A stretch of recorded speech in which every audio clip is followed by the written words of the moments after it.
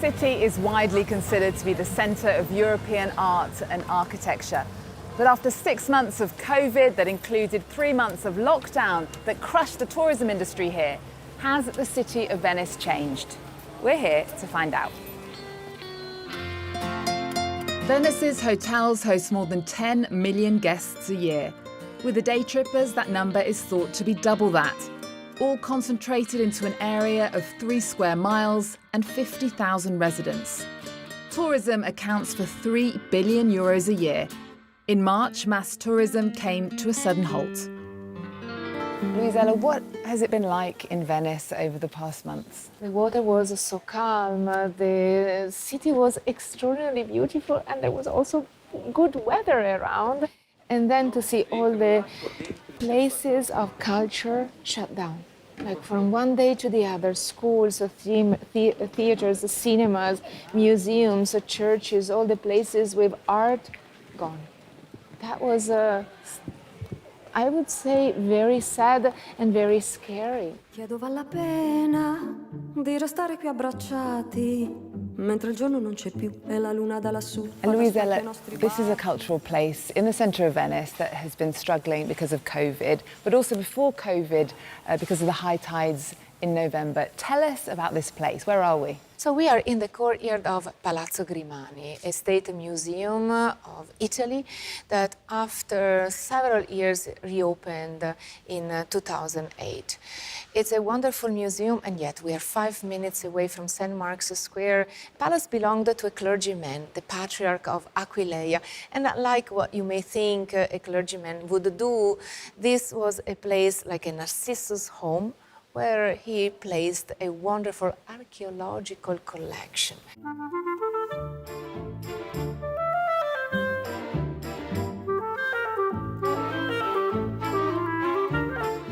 It was really sad not to have this daily relationship with people inside the museum. This museum had one of the worst period of its life. We lost a lot of visitors, but I can say that we are starting to find again our public. Having beauty in our lives is a way of enrich our souls and be light again.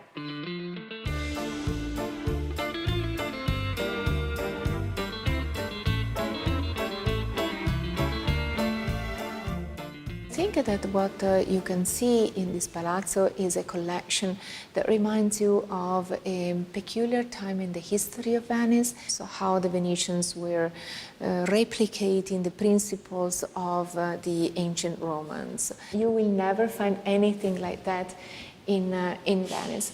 The fresco represents a sort of a paradise with hidden that's also a game you could play with hidden images of violence. So here we are in a room where we finally see what the owner of this place looked like, Patriarch Giovanni Grimani.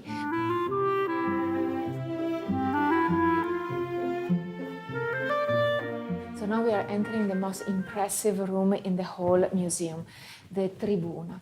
And this was the place where an exhibition in 2019, thanks to the help of Venetian heritage, was possible, called Domus Grimani. We brought back a lot of the pieces that belonged to the collection of Patriarch Giovanni Grimani. We have the impression that all these statues are talking to each other, are in a secret dialogue all around. What's your favourite one? Can you imagine Aphrodite? Originally, when the piece was found, there was no head, no arms, and no Cupid next to her. But in the 16th century, they felt so close to the art of the ancient times that they thought we can adjust what history left us broken.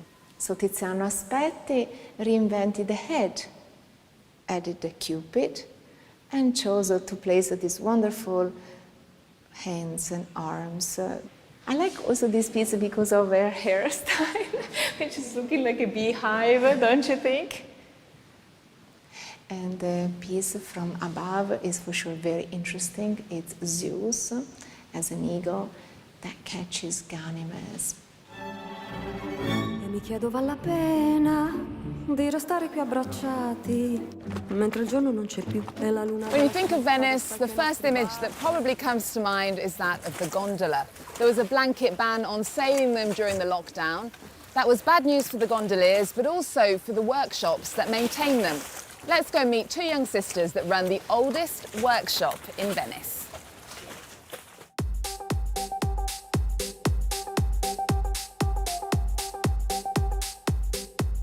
Benvenuti allo Scuola Tramontina. Io sono Elena e lei è mia sorella Elisabetta. Lo square è stato fondato il 2 febbraio del 1884 da Domenico Tramontin, il nostro trisnonno. E da lì ci sono state 4 generazioni di uomini Tramontin, l'ultimo era nostro padre e poi siamo... Questo è il nostro papà, Roberto Tramontin. Dopo la mancanza del nostro padre abbiamo deciso di prendere in mano noi la ditta. Prima volta nella storia che 2 donne conducono uno squero. Penso che ovviamente, essendo che siamo neofite, non abbiamo mai fatto questo lavoro prima, ci sia un po' di scetticismo. Per costruire la gondola vengono usati 8 tipi di legno. Mio papà ci metteva 5-6 mesi per farne una. Questa l'ho pitturata io ieri insieme a mia sorella. Adesso questa bisogna lasciarla qua fino a domani, che si asciughi bene bene bene, e la prossima settimana questa gondola andrà in acqua.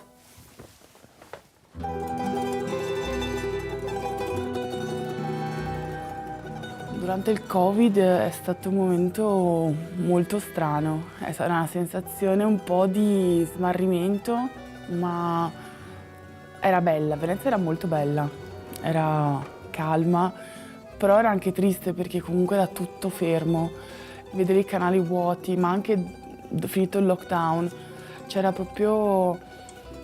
era triste non vedere gondole, ma barche in genere per i canali. Per Venezia la gondola è il simbolo praticamente, cioè tu pensi alla gondola, pensi a Venezia.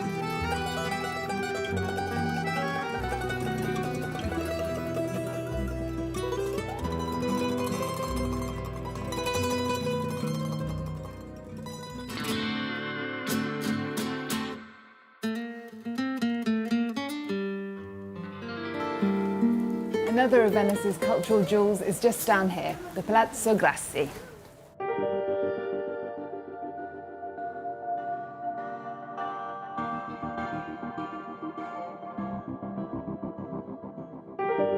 Along with the Punta della Dogana, it houses the contemporary art collection of French billionaire François Pinault.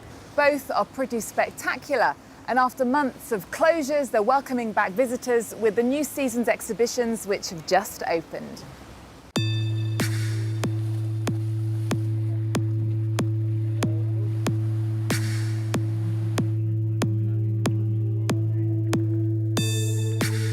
In Venice, all paths seem to lead straight to the door of artist and dreamer Yusuf Nabil.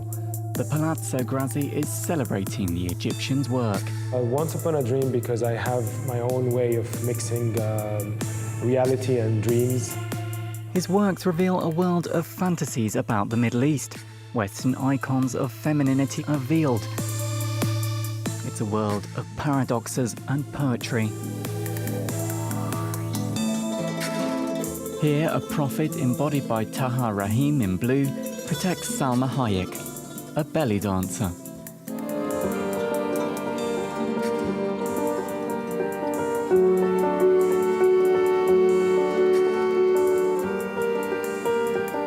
Who's gonna save that belly dancer? She's always judged that she's bad, she's seducing men, she's showing her body, while I always admired, how this beautiful woman can express herself with the movement, with her feelings. And for me, the idea, I Save My Belly Dancer, is more about saving it in your memory, what you can save in order to live with you wherever you are. It could be also someone you love that, is no longer part of life.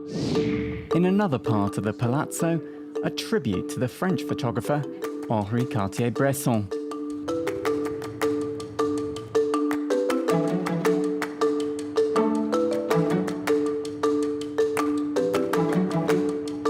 to see this, have this eye and see things in an instant of a moment and catch it.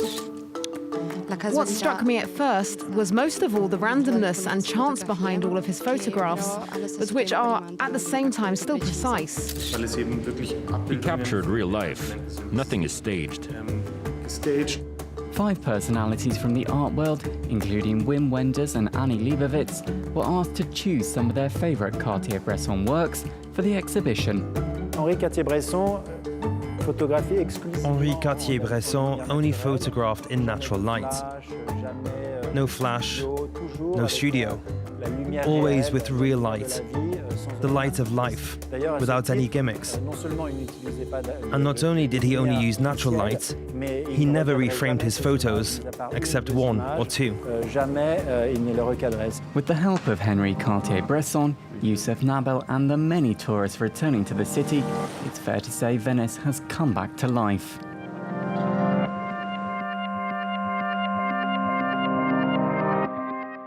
And that brings us to the end of our look around Venice as it reopens its cultural jewels to the rest of the world. Thanks for joining us. See you next time.